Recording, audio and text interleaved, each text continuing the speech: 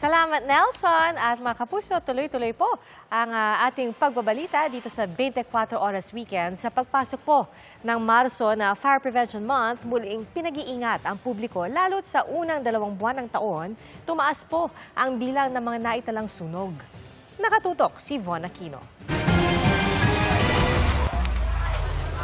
Mahigit 10 bahay ang natupok sa Manggal Drive, Barangay Baliwasan, Zamboanga City. 15 pamilya ang apektado.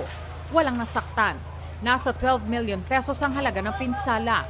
Base sa investigasyon, nagsimula ang apoy sa napabayaang nasusunog na basura. Sa datos ng Bureau of Fire Protection mula January 1 hanggang February 27, 2026, mahigit 2,200,000 ang naitalang sunog sa buong bansa. Mas mataas kaysa kaparehong panahon noong 2025. Sa mga nagdaang sunog, problema sa kuryente ang nangunguna sa mga sanhi. At sakto sa pagdating ng Marso na Fire Prevention Month, muling nagpaalala ang BFP sa publiko para makaiwas sa sunog sa buong taon.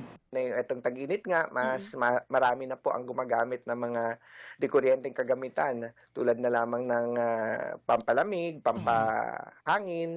Kung meron halimbawa yung madalas na pag-trip ng breaker or pagputok ng fuse ay ipa-check nyo na yan sa mga listadong electrician. Ang ilang residente ng Barangay Addition Hills sa Mandaluyong natuto na raw lalo't laging nagkakasunog sa lugar.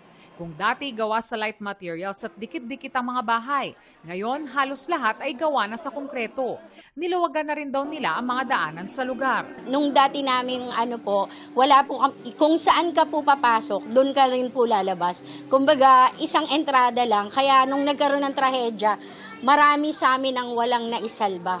Para sa GMA Integrated News, Von Aquino, nakatutok, 24 Oras. At yan po ang mga balita ngayong Sabado para sa mas malaking misyon at mas malawak na pagdilingkod sa bayan. Ako po si PR Kanghel. Ako po si Ivan Mayrina mula sa GMA Integrated News, ang News Authority ng Pilipino. Nakatutok kami 24 oras.